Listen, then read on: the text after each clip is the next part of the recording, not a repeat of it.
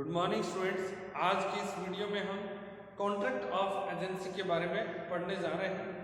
आज का हमारा टॉपिक है difference between agent and independent contractor, यानी जो एजेंट और जो स्वतंत्र ठेकेदार है उसमें क्या अंतर है, इसको आज हम समझेंगे।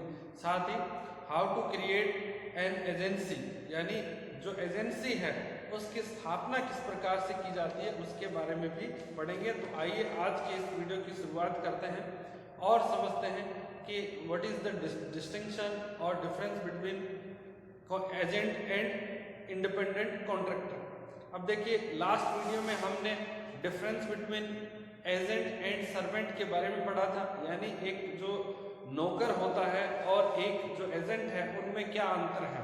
ठीक है, तो आइए आज के इस वीडियो की शुरुआत करते हैं और जो फर्स्ट डिफरेंस है उसको समझते हैं।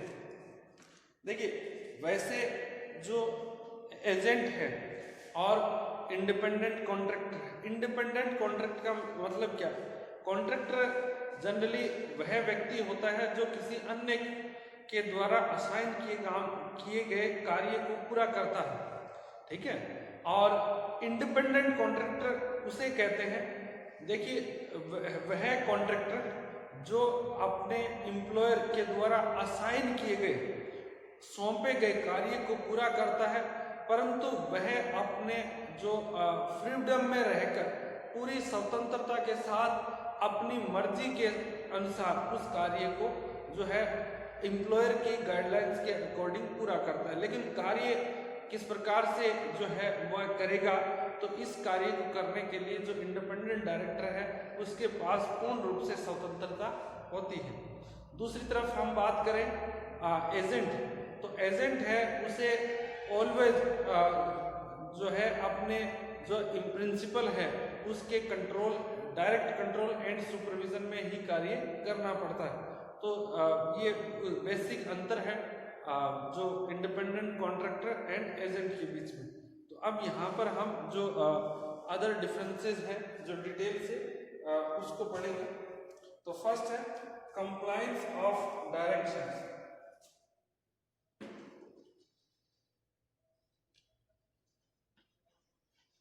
Compliance of directions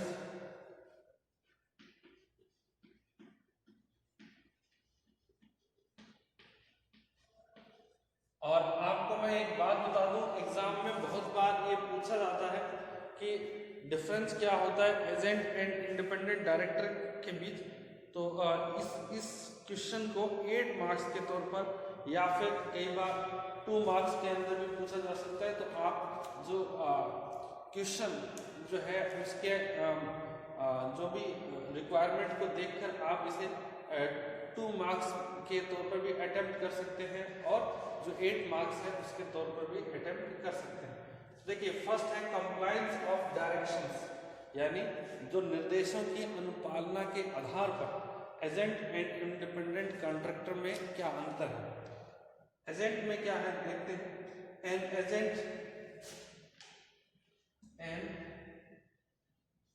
agent is legally bound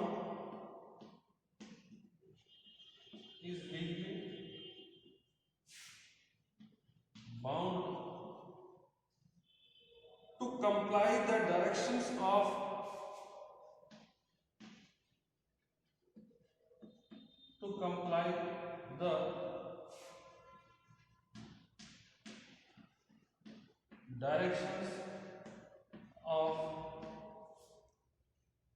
his principal.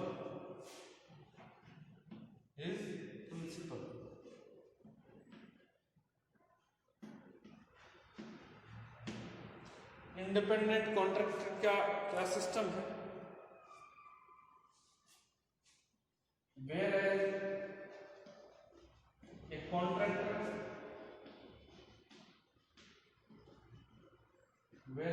contractor responsible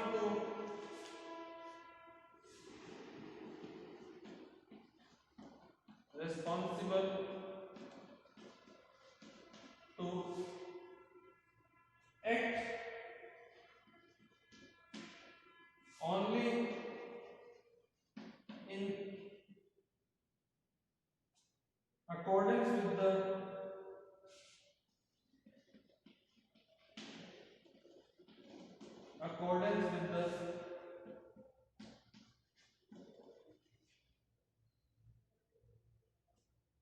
contract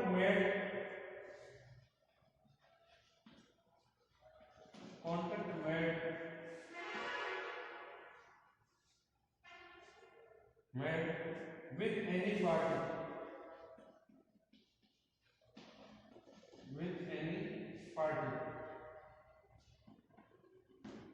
अब देखिए एजेंट है, agent is legally bound to comply the directions of his principal. Agent है, उसे अपने प्रिंसिपल के द्वारा जो भी निर्देश या डायरेक्शंस मिलती है वह उन डायरेक्शंस को, उन निर्देश को जो है उनको पालन करने के लिए बाउंड है, उनको मानने के लिए बाउंड है, बाध्य है, ठीक है।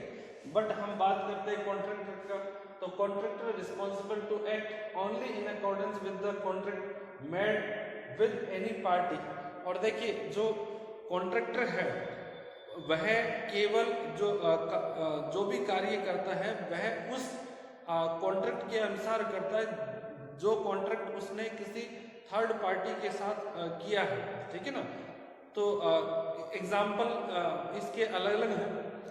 देखिए एक ट्रांसपोर्ट कंपनी है और उसने किसी भी मैन्युफैक्चरर के जो भी गुड्स है, फिनिश्ड गुड्स, उसके सामान को एक स्थान से दूसरे स्थान पर पहुंचाने का कोई कॉन्ट्रैक्ट किया है, तो वह अपनी मर्जी से उस जो प्रोडक्ट को, उस गुड्स को, मैन्युफैक्चर्ड जो फिनिश्ड गुड्स है उसको एक स्थान से दूसरे स्थान पर पहुंचाएगा, लेकिन जो माध्यम है वह अपनी मर्जी से यूज में ले सकता है, ठीक है ना। यानी जो प्रोडक्ट है वो एक प्रकार से सेफली एक डेस्टिनेशन तक से दूसरी डेस्टिनेशन तक पहुंच जाए, ठीक है। ये कार्य जो कॉन्ट्रैक्टर का रहता है, लेकिन वो किसी प्रकार से उस जो गुड्स को है पहुंचा सकता है। वो एक गाड़ी में पहुंचा सकता है, 2 गाड़ी में पहुंचा सकता है, ये डिपेंड करता है कि उसने कॉन्ट्रैक्ट किस प्रकार का किया, ठीक है ना। लेकिन जो एजेंट है, एजेंट तो एक प्रकार से कंप्लीटली जो अपने प्रिंसिपल है उसके डायरेक्शंस को मानने के लिए बाध्य है। बट कॉन्ट्रैक्टर के साथ ऐसा नहीं है, उसे किसी प्रकार के डायरेक्शंस की पालना करने की जरूरत नहीं है। कॉन्ट्रैक्टर तो केवल जो कॉन्ट्रैक्ट किया है थर्ड पार्टी के साथ उसको ध्यान में रखकर ही अपने कार्य को संपन्न करता है। नेक्स्ट है freedom to do the work. Freedom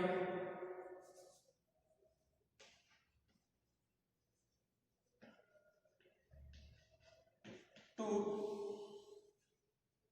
do the work, यानी कार्य करने की स्वतंत्रता के आधार पर एजेंट एंड इंडिपेंडेंट कॉन्ट्रैक्टर में क्या अंतर है।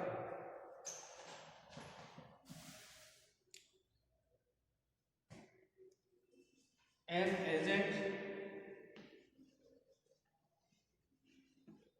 agent works directly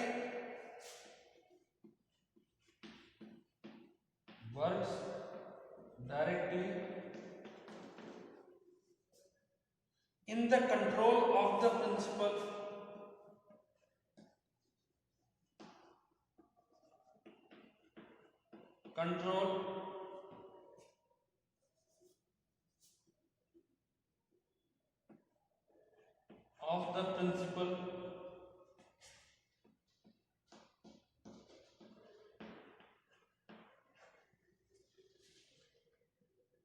he does not have full freedom to work. He does not have full freedom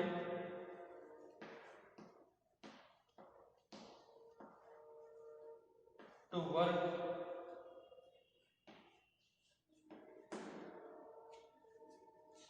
independent contractor का क्या सिस्टम है, whereas the contractor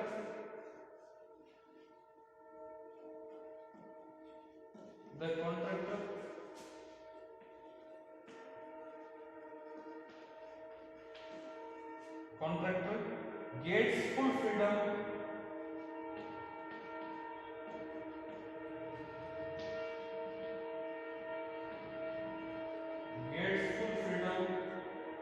to perform the work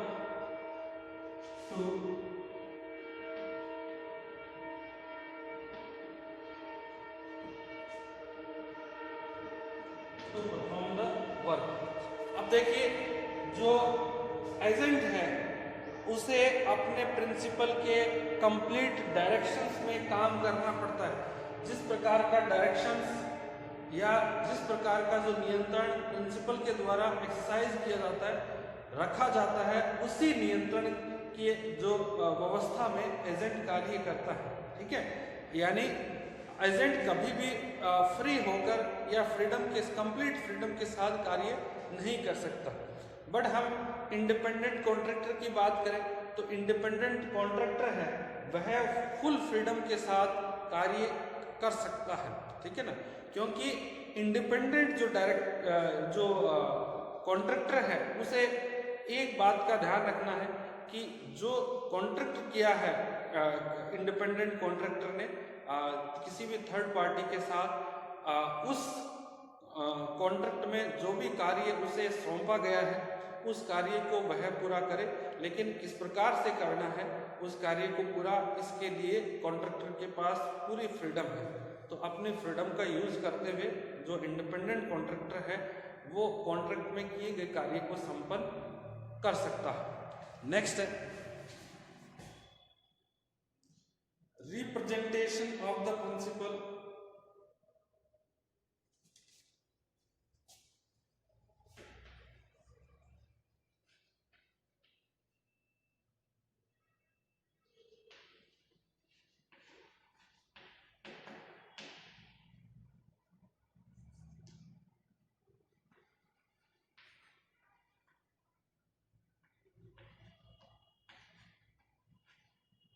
यानी जो principal है उसके प्रतिनिधित्व के आधार पर एजेंट एंड इंडिपेंडेंट जो कॉन्ट्रैक्टर है उसमें क्या अंतर है इसको समझते हैं। while making dealing with the third party, while making dealing with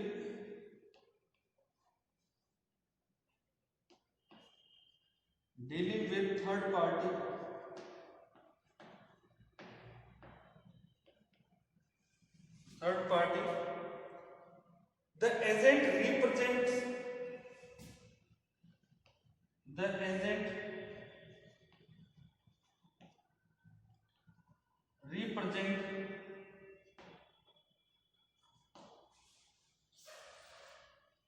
his principal,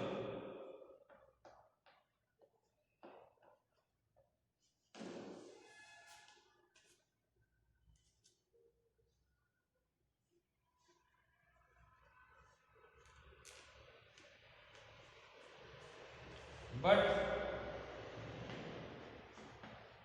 contractor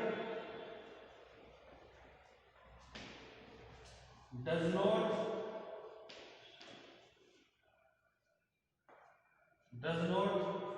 represent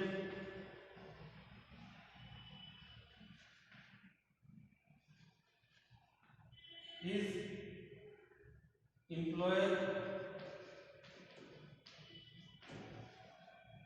or principal। अब देखिए बहुत ही बड़ा डिफरेंस है कि जब एक एजेंट तीसरे पक्षकार के साथ, थर्ड पार्टी के साथ कोई कॉन्ट्रैक्ट करता है, कोई डील करता है, तो उस समय वह जो अपने प्रिंसिपल को रिप्रेजेंट करता है तीसरे पार्टी के सामने। ठीक है ना, और दूसरी तरफ हम बात करते हैं कि एक जो इंडिपेंडेंट कॉन्ट्रैक्टर है वह थर्ड पार्टी के साथ डील करता है तो वह अपने नाम से डील करता है।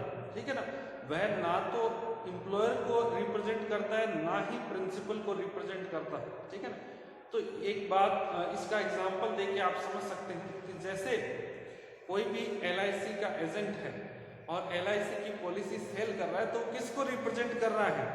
वह LIC कंपनी को रिप्रेजेंट कर रहा है।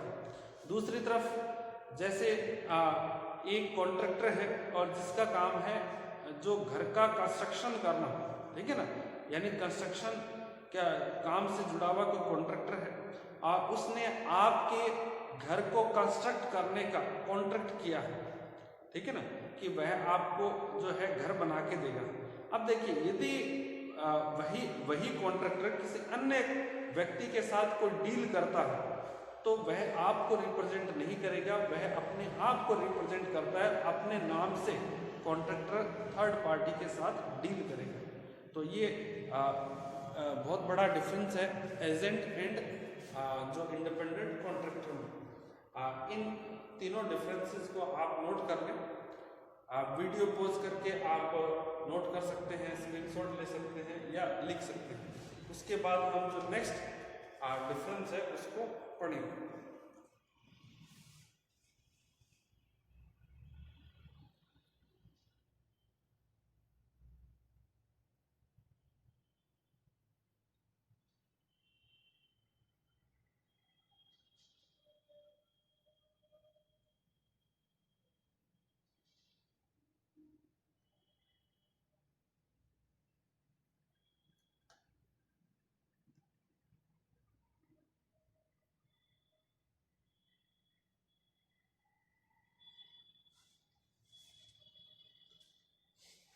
Okay,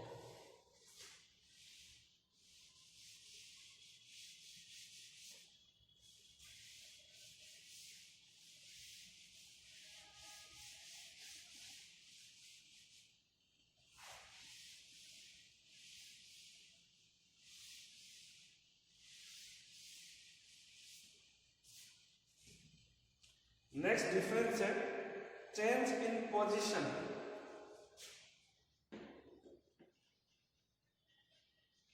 change in position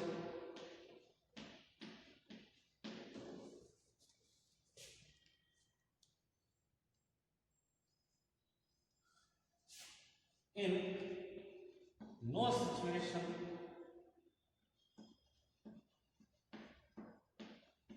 agent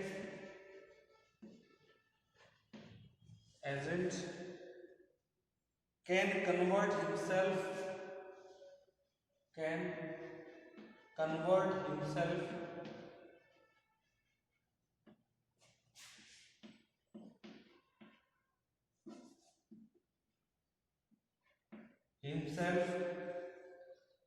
as the contractor,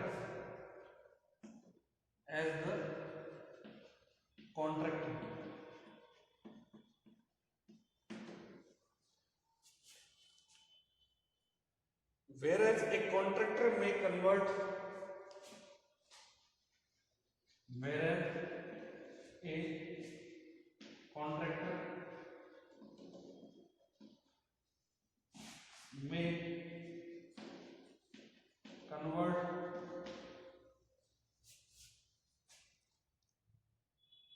into an agent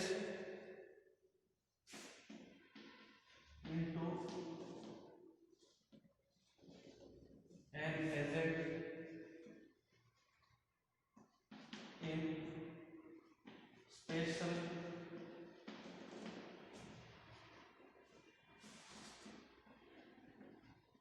circumstances। अब देखिए चेंज इन पोजीशन के आधार पर एजेंट एंड इंडिपेंडेंट कॉन्ट्रैक्टर में क्या अंतर है? एजेंट जो अपना पोजीशन है वो किसी भी परिस्थिति में बदल नहीं सकता, यानी एजेंट कभी भी जो है इंडिपेंडेंट कॉन्ट्रैक्टर नहीं बन सकता, ठीक है। इसका एग्जाम्पल आप दे सकते हैं कि जो LIC का एजेंट है वो कभी भी LIC का जो है कॉन्ट्रैक्टर नहीं बन सकता, बट जो कॉन्ट्रैक्टर होते हैं इंडिपेंडेंट कॉन्ट्रैक्टर है वह अपने एम्प्लॉयर के लिए जो एक प्रकार से एजेंट के रूप में कन्वर्ट हो सकते हैं स्पेशल सर्कमस्टांसेस के अंदर, ठीक है ना। अब ये किस प्रकार से जो है काम करते हैं, तो इसके बारे में हम जो नेक्स्ट जो हेडिंग पढ़ेंगे उसके अंदर समझेंगे। आज नेक्स्ट है होल्डिंग रिस्पॉन्सिबल, होल्डिंग रिस्पॉन्सिबल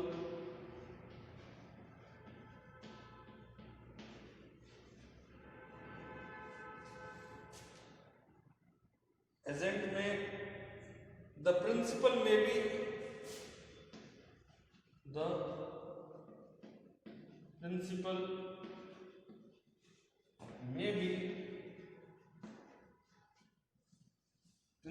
में be legally held responsible,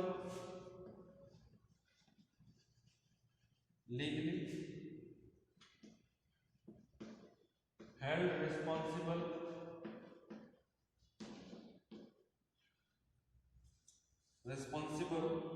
for the acts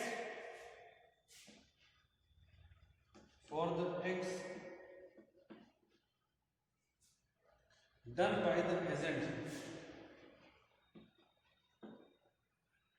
by the agent,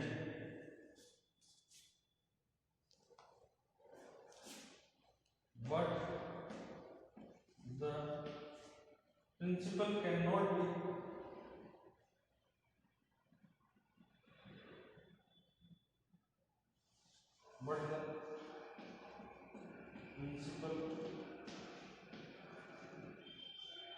or employer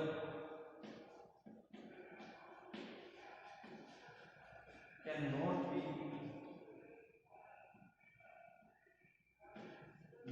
held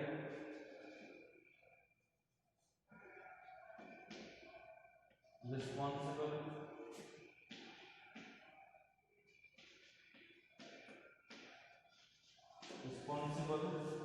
for the acts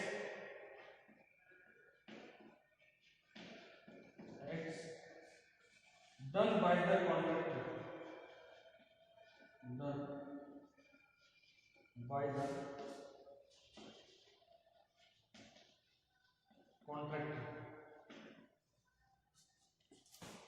अब देखिए जो प्रिंसिपल है एजेंट के केस में क्या है, एजेंट ने यदि कोई कार्य किया है तो उस कार्य के कारण जो थर्ड पार्टी के अगेंस्ट कोई लायबिलिटीज अराइज होती है तो उस लायबिलिटी को कंपनसेट करने के लिए पूरा करने के लिए जो प्रिंसिपल है वो रिस्पॉन्सिबल होता है।